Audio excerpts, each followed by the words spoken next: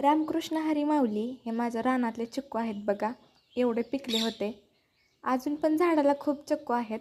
जेवढे खाली आहे तेवढे आम्ही काढून आणत असतो आणि वर झाड खूप मोठं आहे त्याच्यामुळे ते काढायला येत नाहीत. आणि मी चिक्कू खाऊन मला पनीरची भाजी बनवायची होती. हे मम्मी पप्पानं पंढरपूरला गेल्यावर पनीर घेऊन आले होते ते. आणि पप्पाचा आज शनिवार होता त्याच्यामुळं पप्पाला उपवास सोडण्यासाठी पनीरची भाजी बनवायची होती.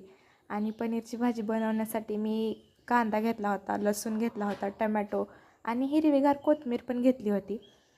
किती हिरवी कोथिंबीर आहे बघा. आणि माझ्या मागून जो चिमण्यांचा आवाज येतोय तर तो चिमण्यांचा आवाज नाही आहे. इथं आमच्या घरापाशी खूप पोपट येतात आणि तो पोपटांचा आवाज आहे. पोपट ओरडायला लागलेत.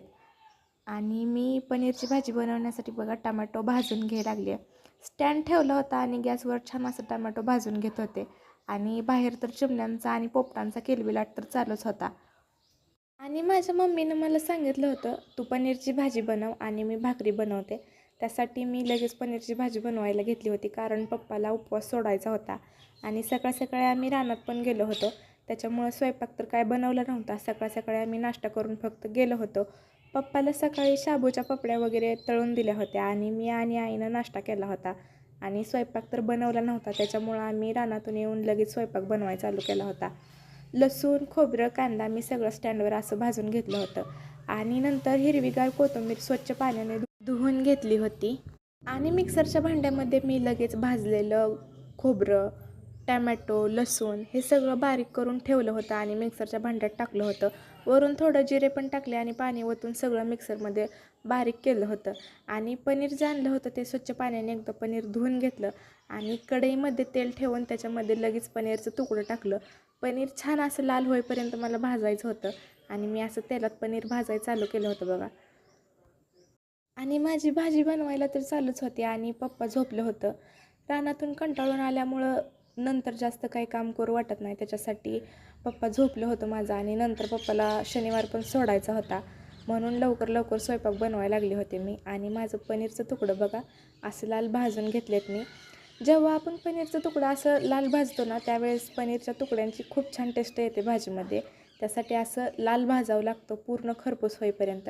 आणि मी खरपूस होईपर्यंत पनीरचं तुकडं भाजून घेतलं होतं आणि नंतर एका ताटामध्ये पण काढलं होतं. आणि त्याच कढईमध्ये तेल शिल्लक राहिलं होतं त्याच्यातच मी जे मसाला मी बारीक करून घेतला होता कांदा टमॅटो ते सगळं टाकून घेतलं होतं. आणि नंतर त्यात थोडंसं मसाला टाकायला चालू केलं होतं. हळद टाकली होती, नंतर लाल तिखट टाकलं होतं, मीठ टाकलं आणि जे आपल्या घरात घरगुती मसाला असते ते टाकून थोडंसं पाणी टाकून मसाला छान असा शिजू देत होते मी. आणि मसाल्याला पूर्ण छान तेल सुटलं होतं बघा. छान मसाले भाजले होते आणि त्याच्यानंतर मी पनीरचे तुकडे टाकले होते. भाजून घेतलेले पनीरचे तुकडे होते ते. आणि छान असं एकदा मिक्स केलं. आणि खूप सोप्या पद्धतीनं कोणतीच रेसिपी न बघता जसं मला माहिती आहे तसं मी भाजी बनवायला लागली होते. कारण जेव्हा माझी आई भाजी बनवते तेव्हा मी बघत असते आई भाजी कशी बनवते आणि त्याच्यामुळं मला माहिती आहे पनीरची भाजी कशी बनवायची आणि मी तसंच बनवत होते. आणि तेलामध्ये आणि त्या मसाल्यामध्ये पनीर व्यवस्थित भाजल्यानंतर मी त्याच्यात थोडंसं पाणी टाकलं होतं आणि एकदा मिक्स होऊ दिलं होतं त्याला. आणि नंतर वरून थोडंसं अजून पाणी टाकलं आणि माझी अशा पद्धतीनं भाजी तयार झाली होती पनीरची. आणि आईनंतर भाकरी करायला चालू केलं होतं आईनं. आणि जी आम्ही आज रानात गवत काढायला गेलो होतो तेव्हा मला जी चिगळाची भाजी भेटली होती ती मी थोडी थोडी करून गोळा केली होती आणि घरी घेऊन आले होते. आई म्हणजे चिगळाची भाजी पण बनवू आपण त्यासाठी मी चिगळाची भाजी नीट केली होती. आणि ही चिगळाची भाजी खायला खरंच खूप टेस्टी लागते आणि थोडीशी आंबट टेस्ट येते ह्या भाजीची. आणि चिगळाच्या भाजीमध्ये कांदा टाकावा लागतो त्यासाठी मी कांदा घेतला होता आणि आईला कांदा कट करून देत होते कारण की चिगळाची भाजी आई बनवणार होती. आणि मी बघा बारीक असा छान कांदा कट करून घेतला होता आणि आईने लगेच भाजी बनवायला चालू केलं होतं. कांदा छान असा लाल होईपर्यंत भाजून घेतला आणि त्याच्यात मिरचीचे तुकडे करून टाकले होते.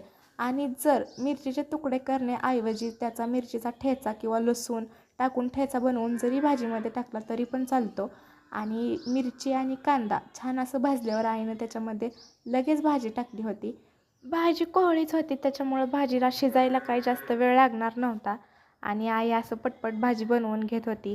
आणि वरून शेंगाचा कूट टाकला आईने आणि छान मस्त अशी भाजी बनवून घेतली होती आईने. बघा शेंगाचा कूट टाकायला लागले आणि खूप छान लागते ही भाजी. आणि गावाकडे असलेल्याचा हाच फायदा आहे.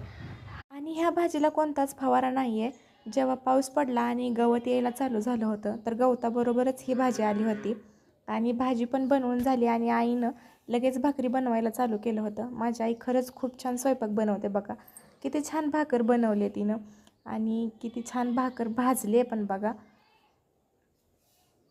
असं करत आईनं सगळ्या भाकरी बनवून घेतल्या होत्या आणि मला लगेच जेवायला बस म्हटली होती आणि मला काय पनीरची भाजी आणि चिगळीची भाजी बघून दम निघत नव्हता. त्याच्यामुळं मी लगेच माझ्यासाठी ताट बनवलं होतं.